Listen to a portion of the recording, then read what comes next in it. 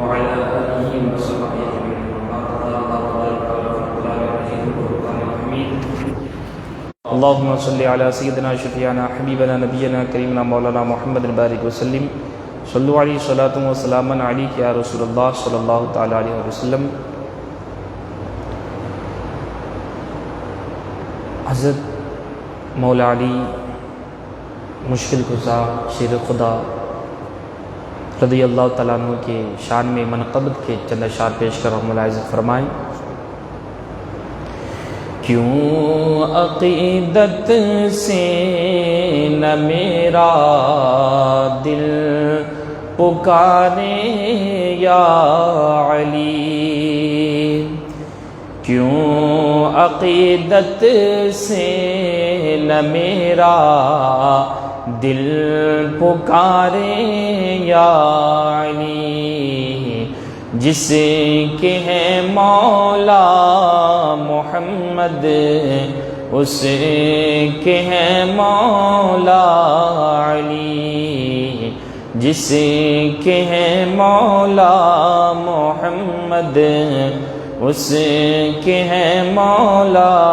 علی. جس گھڑی اللہ کے گھر میں ہوئے پیدا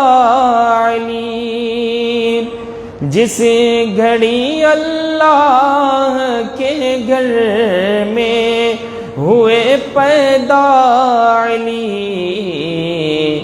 ذرہ ذرہ با ادب ہو کے پکارا یا علی، ذرہ ذرہ با ادب ہو کے پکارا یا علی. جانثاران محمد کے کئی القاب ہیں، جانثاران محمد کے کئی القاب ہیں، علم کا دروازہ کہلا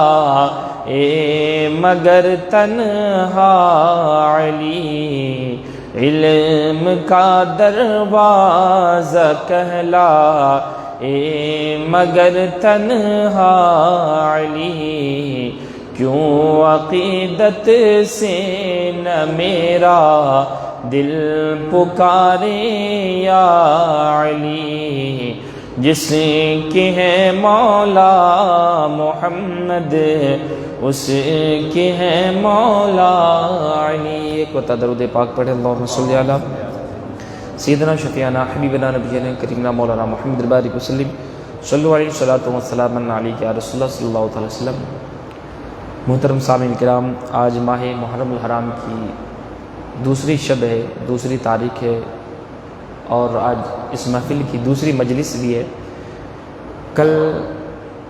جو یکم محرم الحرام تھا اس میں نے حضرت عمر فاروق اعظم رضی اللہ تعالیٰ عنہ کے فضائل اور مناقب بیان کیے تھے. آج میں اس مختصر سے وقت میں حضرت علی مرتضیٰ رضی اللہ تعالیٰ عنہ اور حضرت فاطمہ الزہرا رضی اللہ تعالیٰ عنہ کے متعلق چند باتیں بیان کرنے کی کوشش کروں گا. اللہ رب العزت کی بارگاہ میں دعا ہے کہ اللہ رب العزت ہمیں حق بولنے اور ہم تمام حضرات کو حق سن کر اس پر عمل کرنے کی توفیق عطا فرمائیں. محترم سامعین کرام، حضرت عمر فاروق اعظم رضی اللہ تعالیٰ عنہ کہ جب 23 ہجری میں آپ کی شہادت ہوئی، اس کے بعد مسلمانوں نے حضرت عثمان غنی رضی اللہ تعالیٰ عنہ کو خلیفہ مقرر فرمایا. جب آپ کی بھی شہادت ہوئی تو مدینے میں حضرت طلحہ اور حضرت زبیر اور حضرت عائشہ صدیقہ رضی اللہ تعالیٰ عنہ کے علاوہ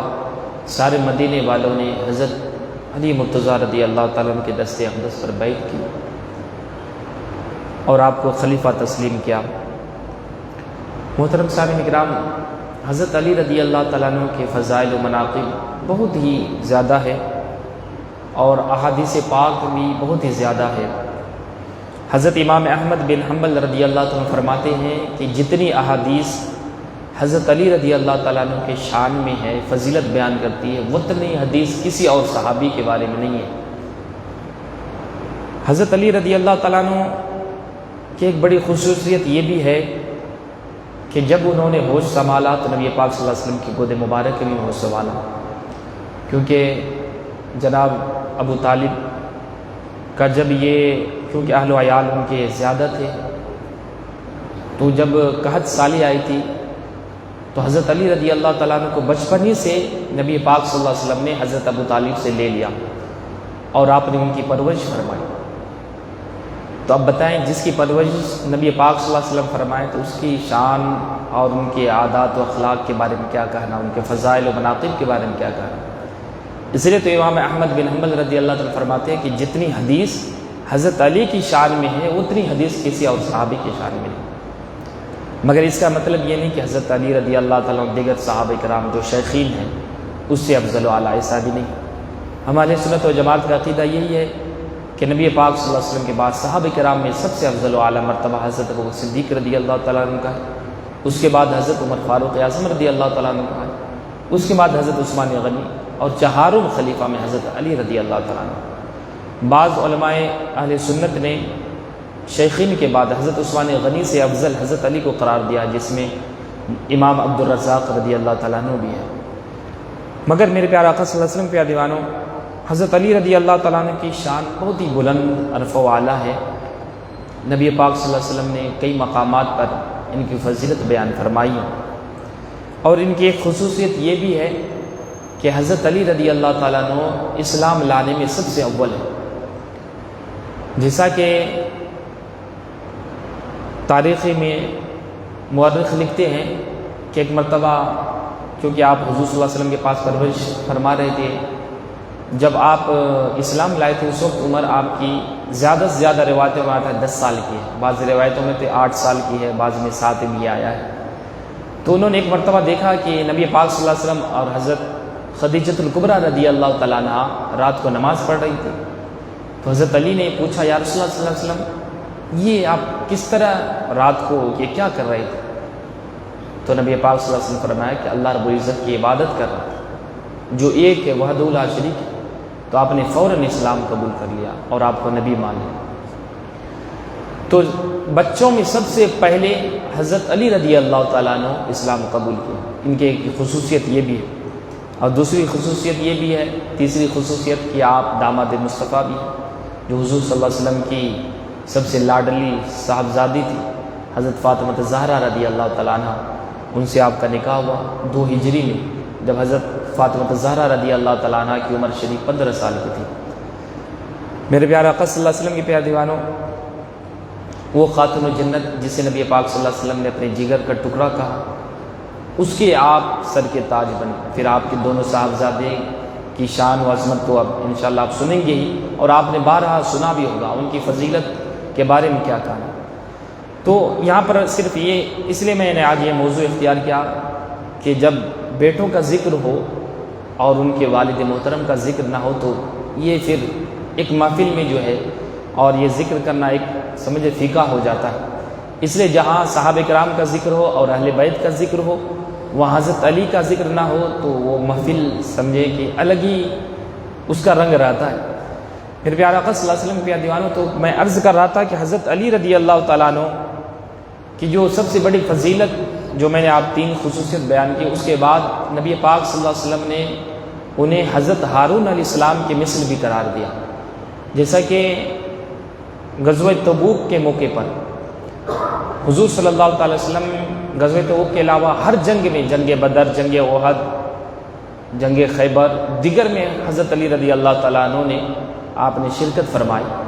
مگر غزوہ تبوک کے موقع پر نبی پاک صلی اللہ علیہ وسلم نے حضرت علی رضی اللہ تعالیٰ عنہ کو مدینے میں رہنے کا حکم فرمایا کہ تم یہیں پر رہو، بچوں کی، عورتوں کی دیکھ بھال کرو۔ تو نبی پاک صلی اللہ علیہ وسلم جب جانے لگے تو حضرت علی رضی اللہ تعالیٰ نے کہا، یہ حدیث پاک مسلم شریف کتاب فضائل الصحابہ کے اندر موجود ہے، اور امام بخاری رضی اللہ تعالیٰ عنہ نے اس حدیث کو اپنی کتاب بخاری میں 4 جگہ نقل فرمایا، اور دیگر کتب میں بھی یہ حدیث ہے۔ تو حضرت علی رضی اللہ تعالیٰ عنہ غمگین ہوئے اور کہنے لگے، یا رسول اللہ صلی اللہ علیہ وسلم، میں یہاں پر مدینے میں رہوں گا، بچوں کی رکھوالی، میرا جی کرتا ہے، میں حدیث کا مفہوم پیش کر رہا ہوں، کہ میں بھی جنگ میں شریک کروں۔ تو نبی پاک صلی اللہ علیہ وسلم نے فرمایا، اے علی تمہارے لیے کافی نہیں کہ تم ایسے ہو میرے لیے جیسے موسیٰ علیہ السلام کے لیے ہارون علیہ السلام تھے۔ البتہ یہ ہے کہ میرے بعد کوئی نبی نہیں، نبوت کا دروازہ میرے پر ختم ہے۔ یعنی جس طرح طور پر حضرت موسیٰ علیہ السلام گئے تھے اور اپنی قوم کو حضرت ہارون علیہ السلام کے حوالے کر گئے تھے، اسی طرح میں غزوہ تبوک میں جا رہا ہوں اور تمہیں یعنی مدینے میں ان کے حوالے کر رہا ہوں، مدینے کے بچوں عورتوں کو، تمہارے کمزوروں کو تمہارے حوالے کر رہا ہوں کہ تم اس کی دیکھ بھال کرو۔ میرے پیارے آقا صلی اللہ علیہ وسلم کے پیارے دیوانوں، یہاں پر دیکھیں کہ نبی پاک صلی اللہ علیہ وسلم نے حضرت علی رضی اللہ تعالیٰ عنہ کو ہارون علیہ السلام کی مثل قرار دیا۔ اور ایک دوسری حدیث ہے ترمذی شریف اور مستدرک حاکم کے اندر ہے کہ نبی پاک صلی اللہ علیہ وسلم نے فرمایا کہ انا مدینۃ العلم وعلی بابھا، کہ میں علم کا شہر ہوں اور حضرت علی رضی اللہ تعالیٰ عنہ جو ہے اس کا دروازہ ہے۔ تو حضرت علی رضی اللہ تعالیٰ عنہ کی شان میں اور بھی دیگر احادیث پاک ہیں، بہت ساری احادیث پاک ہیں، جیسا کہ میں نے امام احمد بن حنبل رضی اللہ تعالیٰ عنہ سے کے اقوال آپ کو پیش کیا تھا، کیا فرماتے ہیں کہ حضرت علی رضی اللہ تعالیٰ عنہ سے زیادہ کسی اور صحابی کے بارے میں اتنی حدیث پاک نہیں آئی۔ پھر پیارے آقا صلی اللہ علیہ وسلم کے پیارے دیواروں، مگر مختصر ہے، یہاں پر عرض کرتا ہوں چلوں کہ جب حضرت عثمان غنی رضی اللہ تعالیٰ عنہ کی شہادت ہو گئی تو آپ کو خلیفہ بنایا گیا، اور آپ جب خلافت منصب پر بیٹھے تو اس وقت فتنوں کا بڑا شور و غوغا تھا، فتنے ہر طرف پھیلے ہوئے تھے، ہر طرف فتنہ ہی فتنہ تھا، اور آپ حضرت عثمان غنی رضی اللہ تعالیٰ عنہ بھی اسی فتنے کا شکار ہو کر جام شہادت نوش فرمائے۔ اور اس کے علاوہ پھر جب آپ نے خلافت سنبھالا تو حضرت طلحہ، حضرت زبیر رضی اللہ تعالیٰ عنہ اور حضرت عائشہ صدیقہ رضی اللہ تعالیٰ عنہ نے آپ کا بیعت نہیں کی، باقی مدینے والوں نے بیعت کر لی، اور یہ لوگ بصرہ کے قریب آ گئے، اور یہ لوگ یہ مطالبہ کر رہے تھے کہ قاتلان عثمان غنی رضی اللہ تعالیٰ عنہ کا بدلہ لیا جائے، مطالبہ کر رہے تھے۔ تو حضرت علی رضی اللہ تعالیٰ عنہ بھی وہاں سے یعنی مدینہ سے آپ کوفہ پر آئے، بصرہ کے قریب یہ جنگ ہوگی جسے جنگ جمل کہا جاتا ہے، اور حضرت امیر معاویہ رضی اللہ تعالیٰ عنہ بھی وہ الگ خلافت کا دعوے دار کر دیے، وہ ملک شام کے الگ خلیفہ بن گئے۔ پھر وہ بھی ملک شام کے فوجیوں کو لے کر کوفہ پر چڑھائی کی، جہاں پر گھمسان کی لڑائی ہوئی، جہاں جنگ جمل جسے کہتے ہیں، اسی میں حضرت طلحہ، حضرت زبیر رضی اللہ تعالیٰ عنہ شہید ہوئے۔ تو پھر کسی وجہ سے یہ جنگ ختم ہوئی۔ البتہ میرے پیارے آقا صلی اللہ علیہ وسلم پیارے کہنے کا مطلب یہ کہ جب آپ کے خلافت پر منصب پر گئے تو فتنوں کا بڑا شور ہوگا تھا، اور آپسی میں بہت سارے لڑائیاں ہوئی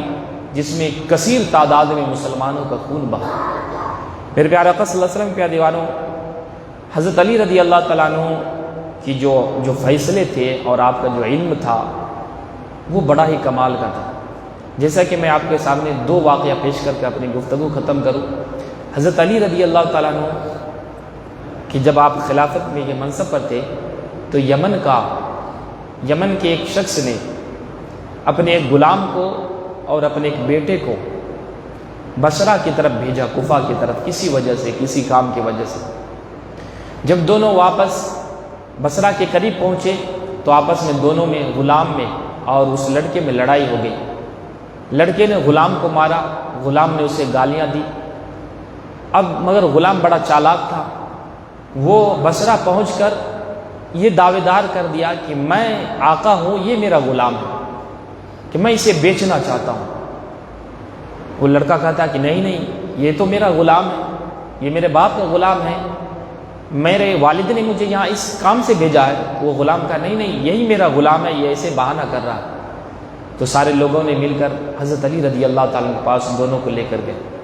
حضرت علی رضی اللہ تعالیٰ کے پاس جب گئے تو حضرت علی رضی اللہ تعالیٰ سے پوچھا کیا معاملہ ہے؟ یہ کہہ رہا ہے یہ میرا غلام ہے، وہ کہہ رہا ہے یہ میرا غلام ہے، میں اسے بیچنا چاہتا ہوں، وہ کہتا میں اس کو بیچنا چاہتا ہوں۔ حضرت علی رضی اللہ تعالیٰ نے فرمایا اچھا ٹھیک ہے، دیوار کے اندر 2 سوراخ کرو۔ حضرت علی رضی اللہ تعالیٰ نے کہنے کے مطابق دیوار کے اندر 2 سوراخ کر دیا گیا۔ بولے دونوں کو کہو اس کے اندر سر ڈالنے کے لیے۔ دونوں اس کے اندر سر ڈالنے لگے۔ حضرت علی رضی اللہ تعالیٰ نے کہا کہ لاؤ نبی پاک صلی اللہ علیہ وسلم کی وہ تلوار۔ جب وہ تلوار لائی گئی، حضرت علی رضی اللہ عنہ نے فرمایا تلوار جو غلام ہے اس کو کاٹ دے۔ جیسے حضرت علی رضی اللہ عنہ نے یہ کہا، جو غلام تھا وہ ڈر پڑا کے سوراخ سے اپنا سر نکالا اور کہنے لگا کہ میں غلام ہوں۔ حضرت علی رضی اللہ عنہ نے فرمایا کہ یہی غلام ہے۔ پھر غلام کو سزا دی گئی، پھر اس لڑکے کو آزاد کیا گیا، پھر دونوں کو ملا کر یمن بھیج دیا گیا۔ میرے پیارے آقا صلی اللہ علیہ وسلم کے پیارے دیوان، بغیر گواہوں کے دیکھا آپ نے کہ حضرت علی رضی اللہ تعالیٰ عنہ نے کیسا یہ فیصلہ منٹوں میں کر دیا۔ اسی طرح کا ایک اور بھی